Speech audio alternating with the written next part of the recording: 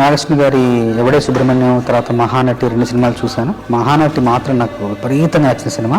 నాయి గారు కాల్ చేసి రమ్మన్నారు, వెళ్ళాను. వెళ్ళిన తర్వాత సందర్భం చెప్పడానికి ముందు నాకు కథా గమనాన్ని కాసేపు మాట్లాడి చెప్పిన తర్వాత వివరంగా చూపించారు, కొన్ని దృశ్యాలు చూపించారు.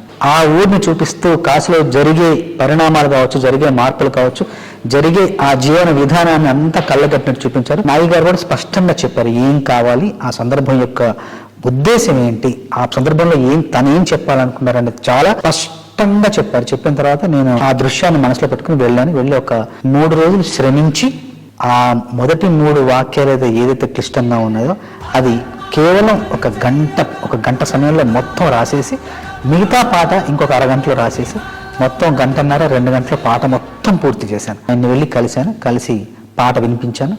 ఒక్క మాట కూడా ఆయన సవరణ లేకుండా, కరెక్షన్ లేకుండా పాట మొత్తం బిగిన చాలా బాగుందని చెప్పారు. పల్లవి రాసిన తర్వాత చరణాల్లో అవతార స్పృహ, అవతార స్పర్శ కొంచెంగా ఇస్తూ కలియుగానికి కలి యొక్క అవతారం ఎలా అయితే జనించిందో అక్కడికి వేగంగా రావాలనే ఉద్దేశంతో ముందు మాటలు మీనమై